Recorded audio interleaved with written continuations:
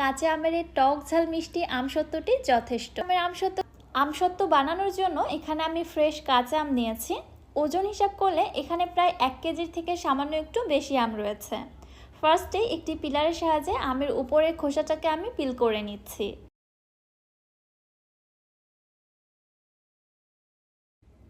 সবগুলি আমের খোসা ছাড়ানোর পর সরাসরি আমগুলিকে পানির মধ্যে দিয়ে খুব ভালোভাবে ধুয়ে নিচ্ছি, আমের মধ্যে যে এক্সট্রা কষটা রয়েছে ওইটা বের হয়ে যাওয়ার জন্য। এবারে আমগুলোকে আমি ছোট ছোট টুকরো করে কেটে নিচ্ছি।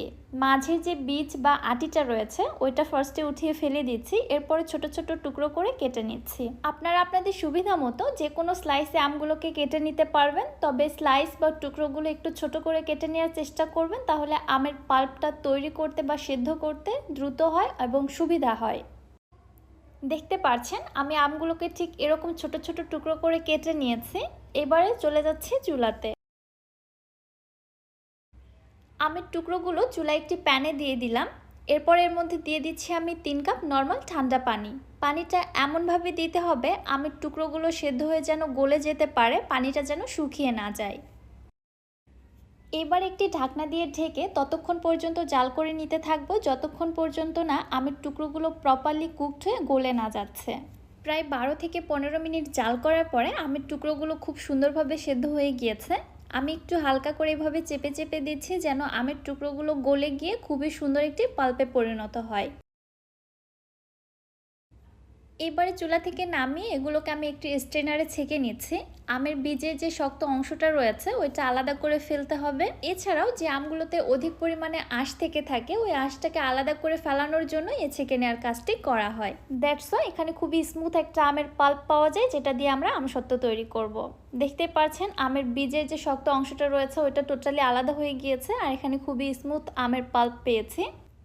এবার এই পাল্পটাকে আমি চুলায় একটি প্যানের মধ্যে নিয়ে নিচ্ছি।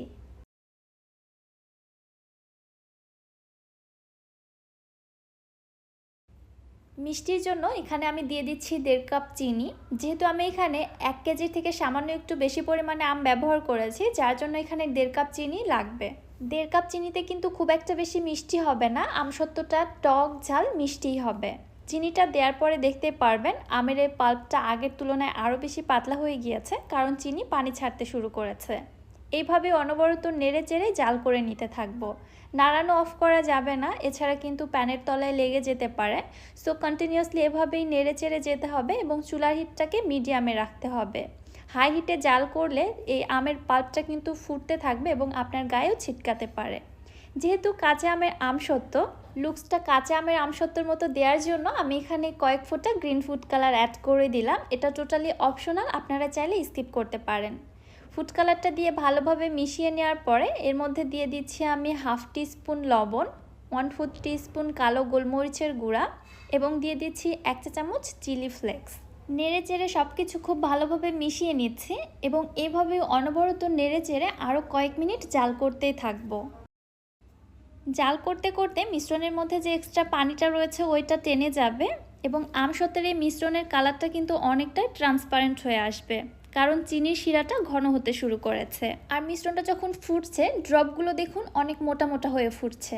সো বুঝতে হবে মিশ্রণটা জাল করা হয়ে গিয়েছে, এর থেকে আর বেশি জাল করে ঘন করার প্রয়োজন নেই। আমি চুলা থেকে নামিয়ে নিচ্ছি এবং সরাসরি যে ট্রের মধ্যে আমি আমসত্ত্বটা সেট করব ওই ট্রের মধ্যে ট্রান্সফার করে নিচ্ছি।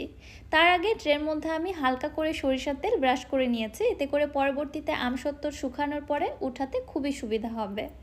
ট্রের মধ্যে পরিমাণ মতো মিশ্রণ দিয়ে আমি ভালোভাবে চারদিকে স্প্রেড করে নিয়েছি যেন চারদিক থেকে সমানভাবে ছড়িয়ে যায়। একইভাবে আমি অন্য একটি ট্রের মধ্যে আমসত্ত্বের মিশ্রণটা ছড়িয়ে দিচ্ছি।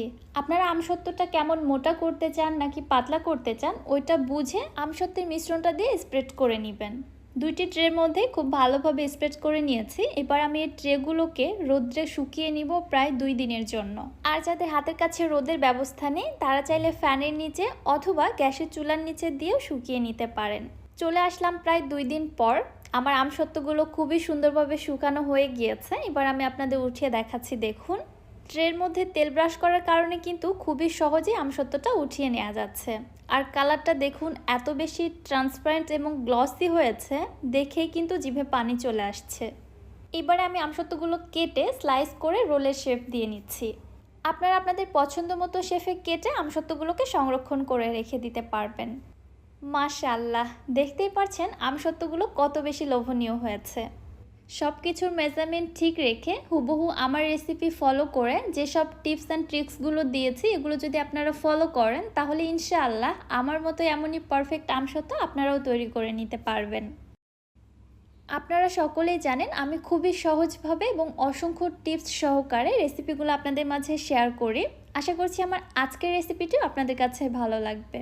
রেসিপি ভালো লাগলে যারা ইউটিউব চ্যানেল থেকে ভিডিওটি দেখছেন চ্যানেলটি সাবস্ক্রাইব করে দিবেন, এবং যারা ফেসবুক পেজ থেকে ভিডিওটি দেখছেন পেজটিতে একটি লাইক অথবা ফলো দিয়ে দিবেন। সো আজকে আর বেশি কথা বাড়াচ্ছি না, আজকের মতো এখানেই বিদায় নিচ্ছি। সবাই ভালো থাকবেন, সুস্থ থাকবেন। আল্লাহ হাফেজ।